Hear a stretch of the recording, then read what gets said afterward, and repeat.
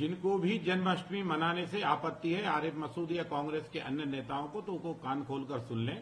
ये भारत का पर्व है। शिक्षण संस्थाओं में जब आप अनिवार्य करोगे तो आपत्ति नहीं होगी। कॉन्स्टिट्यूशन है, संविधान का क्या कर रहा हो? रोज संविधान को रोद रहा हो। क्या स्कूल कॉलेज में कृष्ण को पढ़ाना अपराध है या कृष्ण जन्मष्टमी मनाना अपराध है? ये अपराध है तो कांग्रेसी और जिन्नाओं की नजरों में है। कोई भी आयोजन छुट्टी जब घोषित कर दी जाती है तो शासकीय आयोजन शिक्षण संस्थाओं में नहीं होना चाहिए।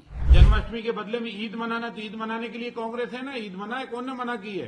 पर हम जन्माष्टमी मनाएंगे, मटकी फोड़ प्रतियोगिता भी करेंगे, मंदिर मंदिर जाएंगे, भगवान के दर्शन भी करेंगे। मैं समझ ही नहीं पा रहा कि सरकार शिक्षण संस्थानों को क्यों बर्बाद करने पे लगी है। शिक्षण संस्थाएं केवल पढ़ाई के लिए, एक अच्छे एटमॉस्फेयर के लिए होती है। धार्मिक आयोजन के लिए अवकाश रहता है। सारे लोग हिंदू मुस्लिम जिसको जिस तरह मनाना होता है मनाते हैं। हमने अभी राखी, हमारी बहनें आई मानने, जन्माष्टमी के कई आयोजन में हम भी जाते हैं। लेकिन आप शिक्षण केंद्र में अनिवार्य करते हो, फिर एक तरफ आप मदरसों के ऊपर उंगली उठाते हो, तो किस तरह ले जाना चाह रहे हो? तो ये देश संविधान से चलेगा और इसीलिए संविधान बहुत अच्छा है जिसको सबने एक्सेप्ट करा। संविधान से चला, गोडसे की विचारधारा से नहीं चला। आपत्ति किस बात की? शिक्षण संस्थाओं में जब आप अनिवार्य करोगे तो आपत्ति नहीं होगी। कॉन्स्टिट्यूशन है, संविधान का क्या कर रहा हो? रोज संविधान को रोद रहा हो, एक के बाद एक संविधान के खिलाफ निकालते हो आदेश। तो इसलिए विरोध है, किसी व्यक्ति के लिए विरोध नहीं है। विरोध इस बात के लिए है कि बड़ी कुर्बानियों से भरा हुआ संविधान है और देश संविधान से चलेगा, बस। और भी तो आयोजन होते हैं तो नहीं, बाकी आयोजन शासकीय कहाँ होते? शासन से कहाँ आदेश निकलता है? शासन से आदेश अभी निकल रहा है, तो ये आदेश गलत है। आने वाले हो सकता है त्योहारों में और भी निकले, किसी को आपत्ति ना हो। हम तो उस पर भी ये कहेंगे कि कोई भी आयोजन छुट्टी जब घोषित कर दी जाती है तो शासकीय आयोजन शिक्षण संस्थाओं में नहीं होना चाहिए।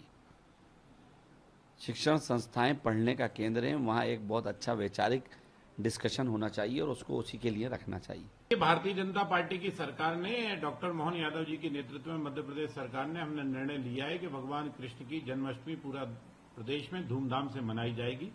जिनको भी जन्माष्टमी मनाने से आपत्ति है, आरिफ मसूद या कांग्रेस के अन्य नेताओं को, तो वो कान खोलकर सुन लें। ये भारत का पर्व है। जन्माष्टमी से आपत्ति कांग्रेस को क्यों होने लगी? और जन्माष्टमी के बदले में ईद मनाना, तो ईद मनाने के लिए कांग्रेस है ना, ईद मनाए, कौन ने मना की है?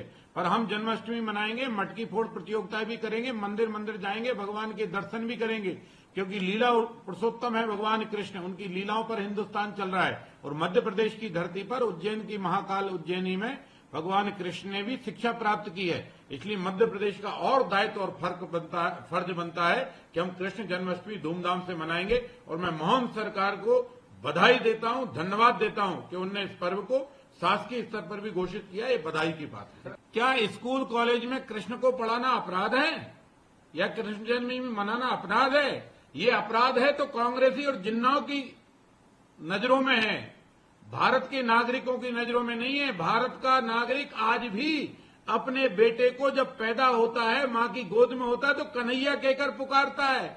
मां फक्र करती है, मां गर्व करती है कि मेरा बेटा है, लाल है, कन्हैया है। अरे दादा, कन्हैया मिल तो जाए। कन्हैया जब देश को सौभाग्य से मिलता है तभी कंसों का वध होता है। और इसलिए ध्यान रखो, कन्हैया से एलर्जी करने वाली कांग्रेस पहले राम से एलर्जी करती थी, अब भगवान कृष्ण से एलर्जी कर रही है। चाहे जितनी एलर्जी कर लो, कृष्ण जन्माष्टमी मध्य प्रदेश की धरती पर धूमधाम से मनाई जाएगी। और मोहन यादव जी को फिर बधाई।